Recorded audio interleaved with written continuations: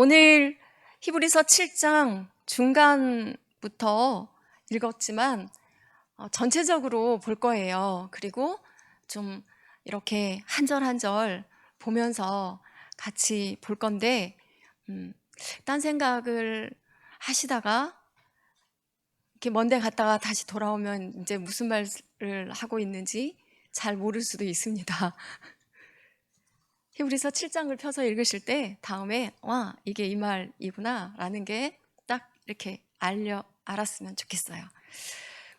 히브리서를 기록할 당시 유대교의 영향이 교회에 강하게 미치고 있었어요. 그리고 일부 성도들은 기독교의 초보로 돌아가려는 그 경향이 많이 나타나고 있었습니다. 그래서 하나님은 이 히브리서 저자를 통해서 강력하게 이것을 경고하세요.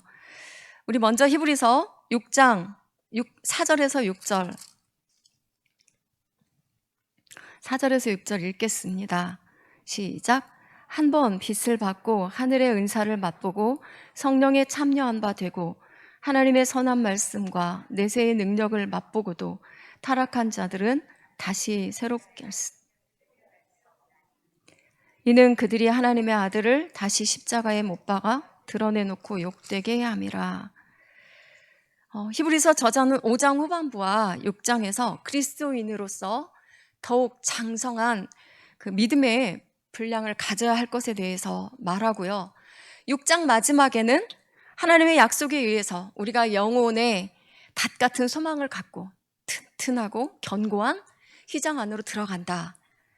휘장 안으로 들어가는 것은 그리로 앞서가신 예수 그리스도를 따라가는 것, 그것인데 예수님이 멜기세덱의 반차를 따라서 영원히 대제사장이 되어서 우리를 위하여 들어갔기 때문이다 라고 말합니다.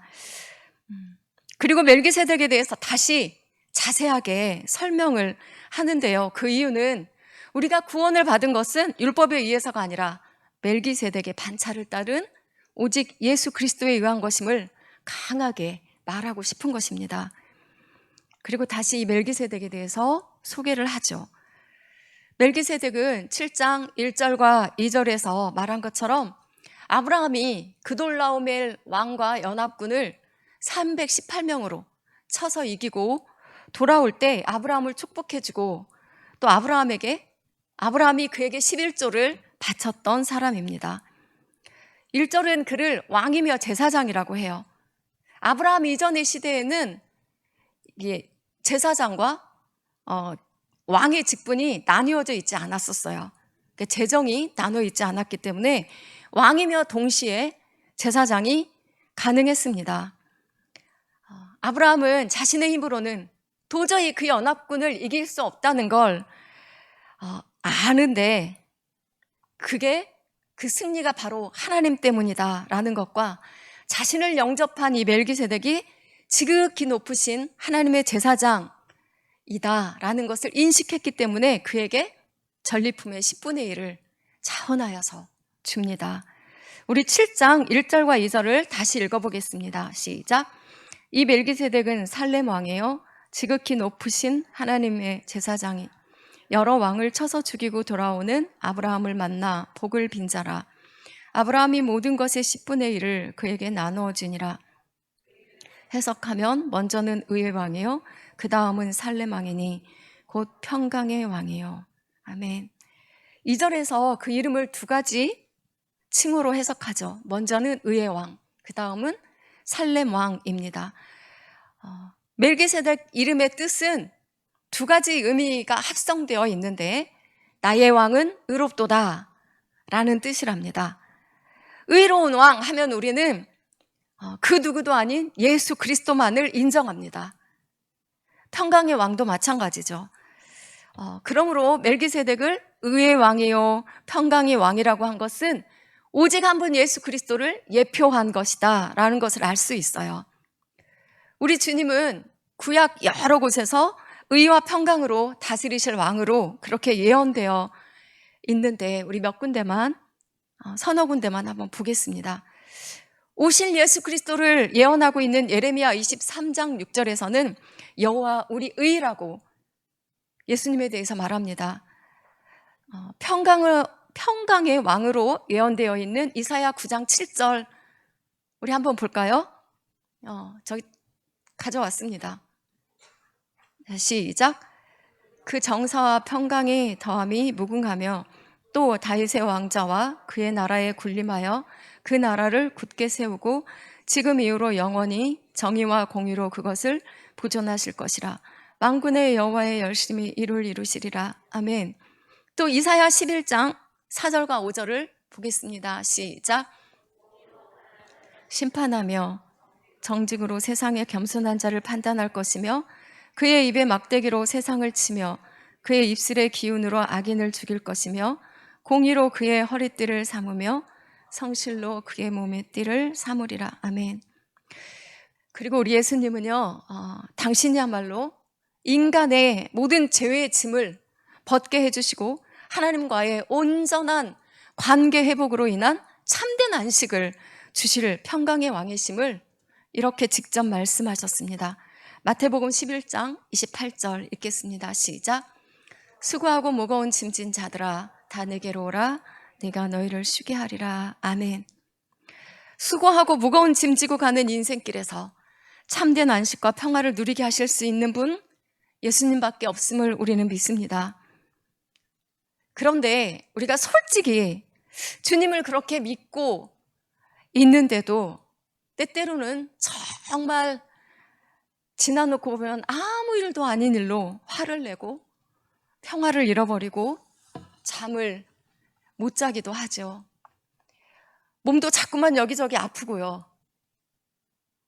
삐걱거리고 어디가 진짜 아픈 건가 걱정하다가 염려가 쌓이기도 합니다.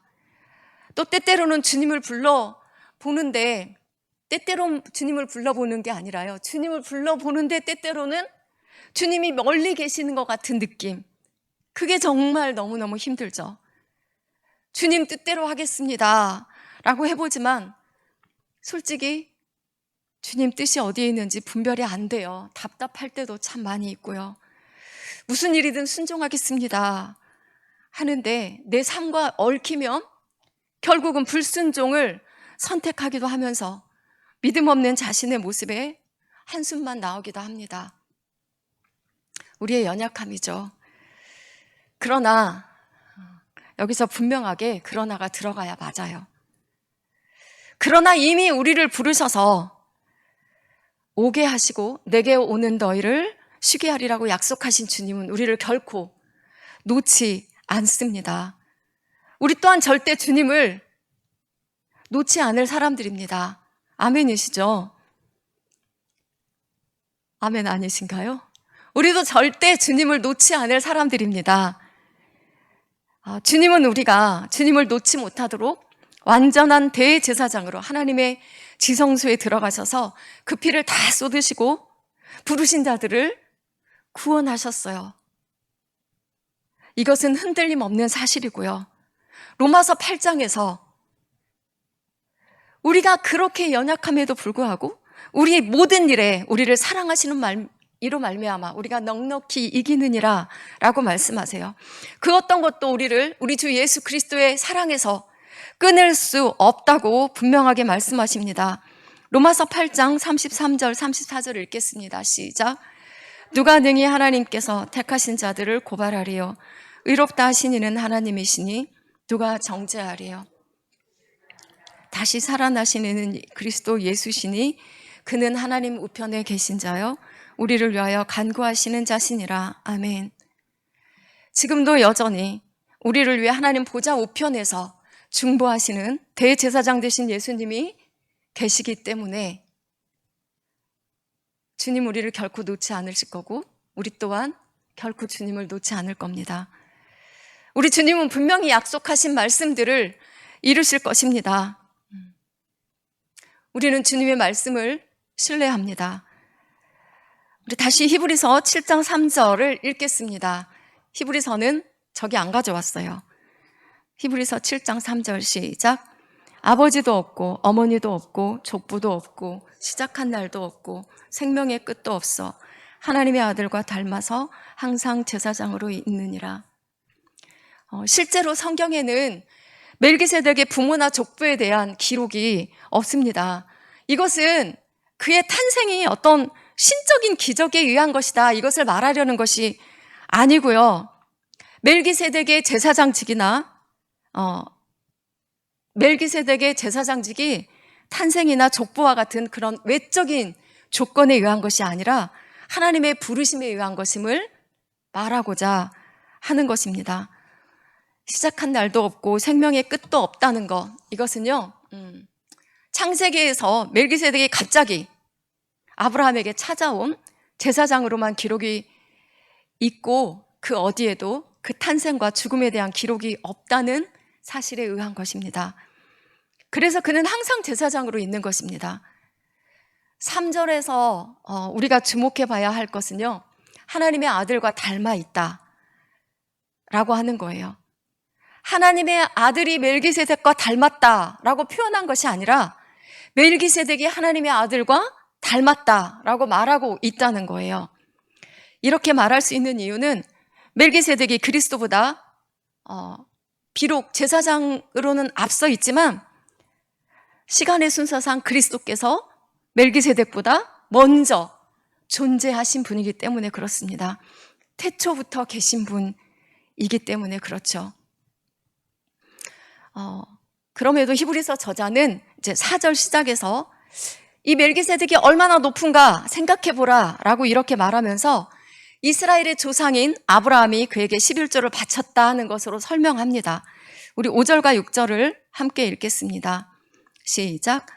레위의 아들들 가운데 제사장의 직분을 받은 자들은 율법을 따라 아브라함의 허리에서 난 자라도 자기 형제인 백성에게서 10분의 1을 취하라는 명령을 받았으나 레위 족부에 들지 아니한 멜기세덱은 아브라함에게서 10분의 1을 취하고 약속을 받은 그를 위하여 복을 빌었나니.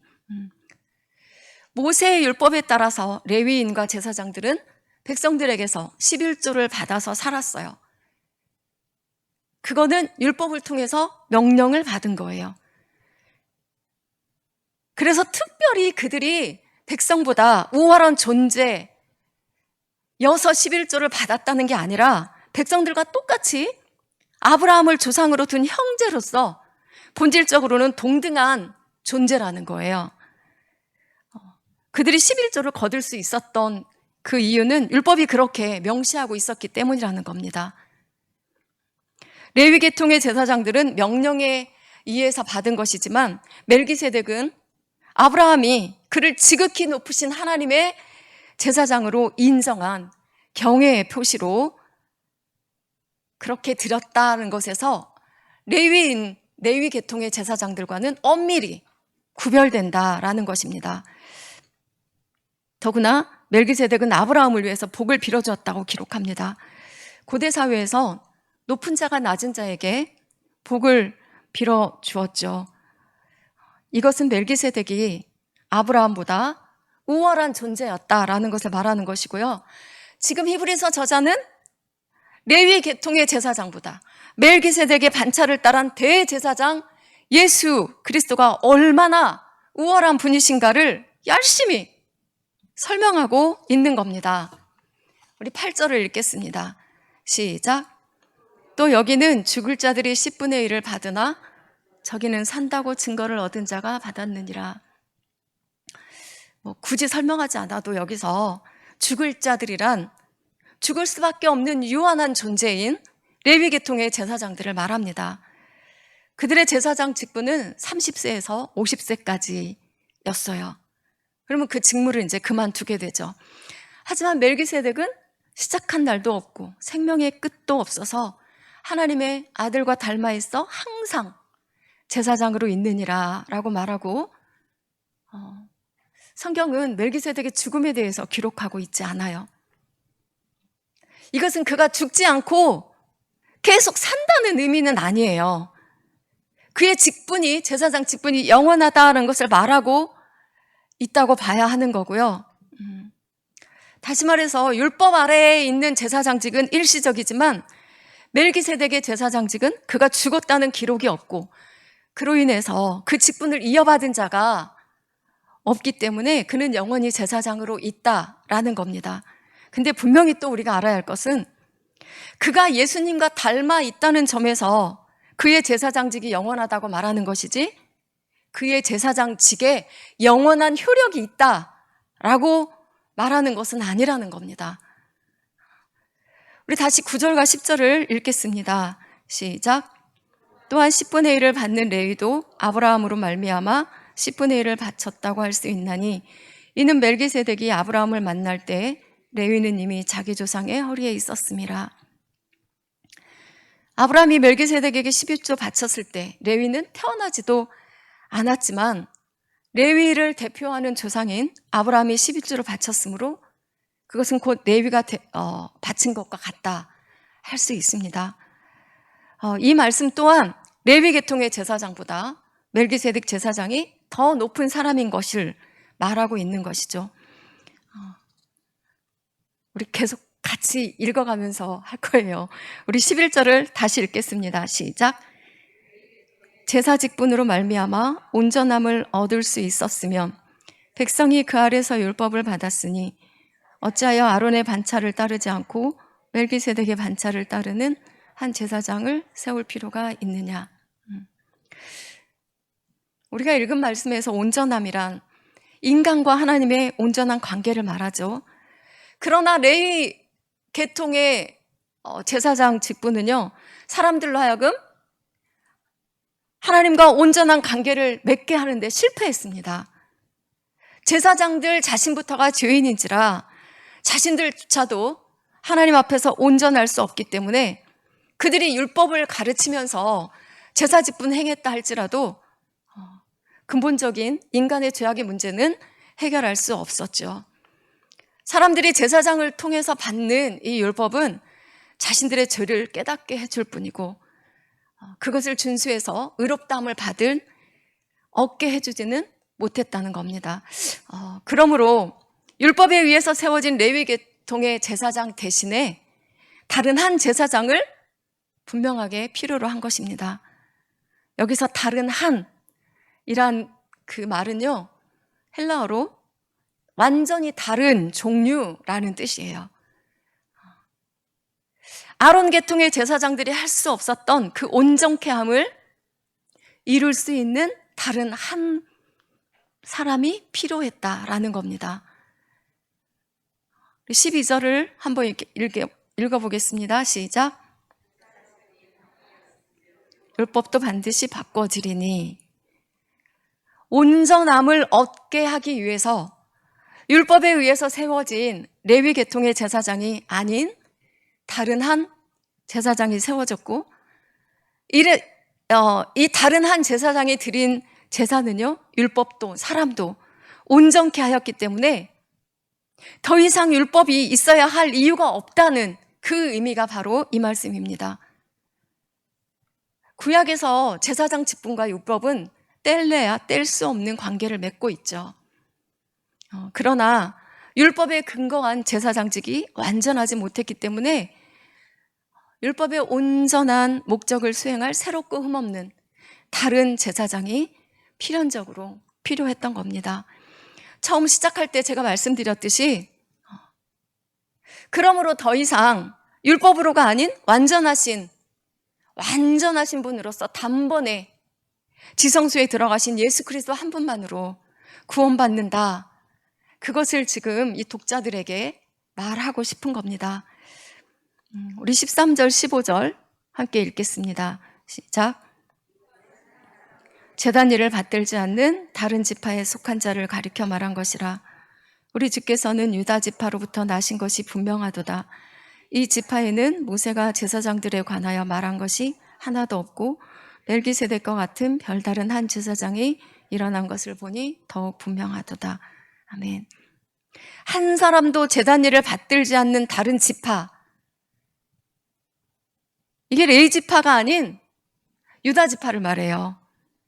모세가 말한 율법에는 유다 지파가 제사장을 할 수 있다는 말이 그 어디에도 없기 때문에 유다 지파는 그 누구도 제단 일을 할 수가 없었습니다. 그래서 단 한 사람도 이 직분을 행할 수가 없었는데 유다 지파에 속한 우리 예수님도 율법에 의해서는 제사장이 될 수 없으시지만 아브라함 이전에 지극히 높으신 하나님의 그 제사장의 반차로 완전히 새로운 제사장으로 세워지셨다라고 이렇게 설명하고 있습니다. 16절부터 19절까지를 읽겠습니다. 시작. 그는 육신에 속한 한 계명의 법을 따르지 아니하고 오직 불멸의 생명의 능력을 따라 되었으니 증언하기를 내가 영원히 멜기세덱의 반차를 따르는 제사장이라 하였도다. 전에 있던 계명은 연약하고 무익함으로 패하고 율법은 아무것도 온전하게 못할지라 이에 더 좋은 소망이 생기니 이것으로 우리가 하나님께 가까이 가느니라. 아멘. 아시다시피 육신에 속한 한 계명은 뭘 말하죠? 율법을 말하죠. 육신에 속한 이 계명에 따라서 제사장이 되려면 레위 계통의 그 합법적인 후손이어야 하고 신체적으로도 자격 요건이 되어야 했고 육체적인 정결 규정들을 지켜야 했습니다. 그러나 그들이 혈통적으로는 계속적으로 제사장직이 유지가 되었지만 개인적으로는 정해진 한계가 있었고요. 썩거나 죽을 수밖에 없었고 또한 외적으로는 정결하게 되는 것 같았지만 그 내면을 정결하게 할 수는 없었습니다. 18절에 있는 전에 있던 계명은 연약하고 무익함으로 라는 말을 우리가 율법 자체가 연약한 것으로 이해하면 안 됩니다. 이 말은 사람들이 연약하여서 율법을 지킬 수 없었다라는 것을 의미하고요. 무익함으로라는 것은 율법은 사람의 외형적인 것만을 정결하게 할 뿐 그 내적인 양심은 깨끗하게 할 수 없다라는 것을 말하는 것입니다. 이것을 히브리서 9장 9절과 10절에서 분명하게 말하고 있습니다. 그러나 우리 주님은 썩지 아니하고 보이지 아니하고 홀로 하나이신 하나님이시므로 이미 영원하신 분이십니다. 디모데전서 1장 17절 앞에 있습니다. 함께 읽겠습니다. 시작. 영원하신 왕 곧 썩지 아니하고 보이지 아니하고 홀로 하나이신 하나님께 존귀와 영광이 무궁하도록 있을지어다. 아멘. 영원하신 분에게서라야 영원한 생명의 능력이 나올 수 있습니다. 다시 19절로 돌아가면 율법이 그러함으로 패하고 우리는 더 좋은 소망으로 하나님께 가까이 간다라고 이렇게 말씀합니다. 더 좋은 소망은 그리스도의 보혈로 제시씀 받아서 하나님이 세우신 새 언약으로 말미암아 하나님께 가까이 갈 수 있는 자격을 얻었다. 그리고 하나님과의 온전한 관계를 맺게 되었다는 것을 말합니다. 20절과 21절은 시편 110편 4절을 인용하여서 우리 예수님은 맹세로 제사장이 되었다고 이렇게 말합니다. 우리가 읽은 그 20절, 21절 거기에 110편 4절이 인용되어 있어요. 제가 읽어드리죠. 여호와는 맹세하고 변하지 아니하시리라. 이르시기를 너는 멜기세덱의 서열을 따라 영원한 제사장이라 하셨도다. 다시 말해서 레위 제사장들은 하나님의 맹세의 말씀 없이 혈통으로 세습적으로 되었지만 우리 예수님은 하나님이 맹세하시고 영원한 제사장이라 이렇게 하셨다는 것입니다. 우리 본문 21절부터 25절까지를 읽겠습니다. 시작.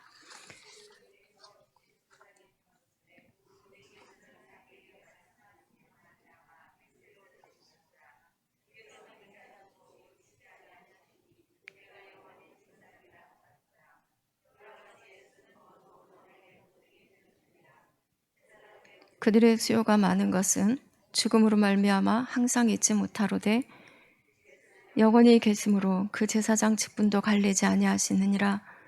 그러므로 자기를 힘입어 하나님께 나아가는 자들을 온전히 구원하실 수 있으니 그는 그가 항상 살아계셔서 그들을 위하여 간구하심이라. 아멘. 더 좋은 언약은 새 언약을 말합니다. 히브리서 7장은 레위 계통과 레위 계통의 제사장과 대제사장이신 예수님에 대해서 말하고 있기 때문에 여기서 옛 언약과 새 언약을 제사적인 의미로 말씀드리자면요. 구약의 제사는 하나님께 가까이 가고자 하는 사람을 위해서 하나님께서 짐승의 피로 정결케 하여 나오도록 하시고 보증으로 구약의 대제사장을 세우셨어요. 하지만 그들 대제사장은 자신들조차도 불완전하여서 온전한 보증이 될 수가 없었습니다. 그러나 하나님은 짐승의 피가 아닌 하나님의 아들인 그리스도의 피로 지성소에 뿌리게 하시고 그리스도의 보혈을 믿는 자들을 구원하신다는 새 언약을 세우셨고요. 그 언약의 보증으로 바로 온전하신 예수 그리스도를 세우신 것입니다. 즉 그리스도는 자신을 믿고 의지하는 백성들의 구원에 대한 담보로 구원의 영원한 보증이 되신 것입니다. 그러므로 우리는 우리의 보증이 되신 예수 그리스도의 이름을 들고 담대히 은혜의 보좌 앞에 나아가는 것입니다. 구약의 제사장들은 모두 때가 되면 죽었기 때문에 그 수가 많을 수밖에 없습니다. 그러나 우리 예수님은 영원히 살아계신 분이시기 때문에 단 한 분으로 충분합니다. 또한 우리 주님이 행하신 대제사장으로서의 사역이 완전하고 영원하기 때문에 더 이상 대제사장이 필요가 없는 겁니다. 오늘 본문 24절에서 우리가 읽었죠. 예수는 영원히 계심으로 그 제사 직분도 갈리지 아니하나니라고 해요. 갈리지 않는다는 것의 원뜻은 깨어지지 않는다. 그래서 변화될 수 없다. 라는 뜻으로요. 그의 직무를 영원히 계속한다는 의미입니다. 우리 예수님의 제사장직은 영원한 것이고요. 최종적인 것입니다. 그러므로 우리는 예수 그리스도를 힘입어서 하나님께 나아가고 주 예수님은 살아계셔서 항상 우리를 위하여 간구하시는 것입니다. 우리가 읽은 본문에서 간구하심이라의 원뜻은 믿는 자들에게 복을 내려주시기를 요청한다라는 뜻이 아니라요. 우리 주님은 모든 믿는 자의 보증이 되시기 때문에 죽으시고 부활하시고 승천하셔서 하나님 우편에 계시는 그것만으로도 우리를 위한 중보자로 계신다라는 의미입니다. 이게 놀라운 은혜죠. 26절과 27절을 다시 읽겠습니다. 아까 우리가 읽지 않은 말씀이죠. 시작. 이러한 대제사장은 우리에게 합당하니 거룩하고 악이 없고 더러움이 없고 죄인에게서 떠나 계시고 하늘보다 높이 되시니라.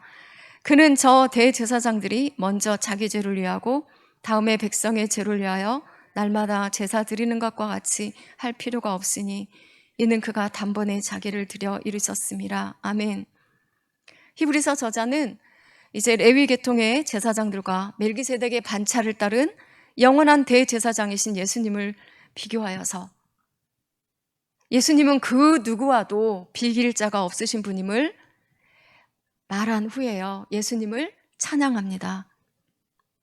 26절부터 28절까지는 우리 주님을 찬양하는 찬양시예요.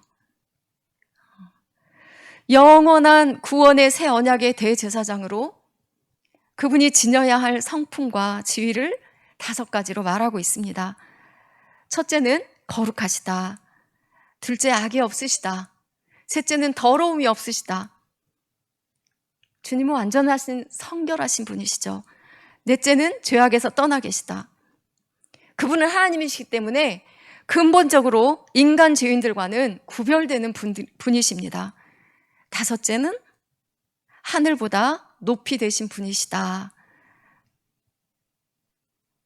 레위 계통의 제사장들은 속죄일에 다른 사람의 죄를 위해서 속죄 제사를 드리기에 앞서 먼저 자신들의 죄를 위한 속죄 제사를 드려야만 했어요.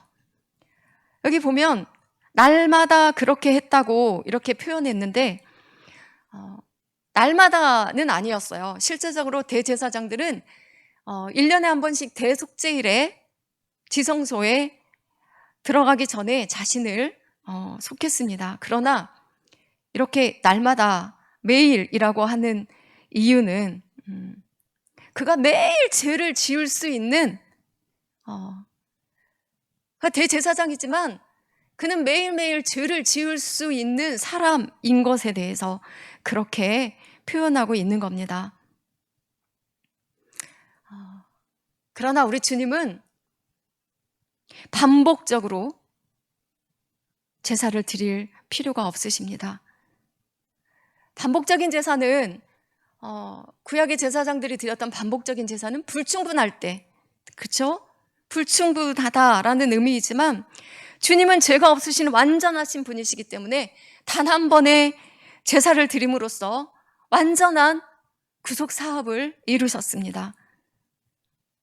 그러므로 더 이상 반복이 필요 없는 거죠. 우리 이제 마지막으로 28절을 읽겠습니다. 시작. 율법은 약점을 가진 사람들을 제사장으로 세웠거니와 율법 위에 하신 맹세의 말씀은 영원히 온전하게 되신 아들을 세우셨느니라. 아멘. 이제 결론적으로 구약의 제사장과 완전한 제사장이신 예수님의 세 가지 차이점이 이 짧은 28절 한 절에 들어 있습니다. 뭔가 보이세요? 첫째는요, 율법과 맹세의 말씀입니다. 구약의 제사장들은 율법에 의해서 제사장직을 물려받았지만 우리 주님은 하나님께서 맹세하셔서 약속하신 말씀에 근거하여서 그 약속을 이루셨고요, 영원한 구원을 이루셨습니다. 두 번째는 약점을 가진 사람들이고요, 온전하게 되신 아들입니다. 그래서 두 번째는 사람과 아들입니다. 옛 언약의 제사장들은 유한한 생명을 가진 그런 사람들이기 때문에 반복적이고 일시적인 역할이었지만 우리 예수님은 하나님의 아들로 처음부터 계시고요, 영원히 살아계신 바로 하나님이십니다. 그분이 온전한 사역을 이루신 것이죠. 세 번째는 약점을 가진 자와 온전케 되신 자입니다. 옛 언약의 제사장들은 약점을 가지고 있어서 불완전한 사역을 행했지만 그리스도께서는 온전하시기 때문에 이 공생애의 고난 가운데서도 순종하심으로써 모든 믿는 자의 구원을 온전히 이루셨어요. 이제 말씀을 마칩니다. 히브리서를 기록할 당시에 유대 율법주의자들이요, 교회에 강하게 영향을 미치고 있었기 때문에 히브리서 저자는 율법으로 세워진 구약의 제사장들과 하나님의 맹세로 멜기세덱의 반차를 따라서 영원한 제사장이 되신 예수 그리스도를 비교하면서 구원은 오직 예수 한 분으로 충분한 것을 아주 강력하게 말하고 있습니다.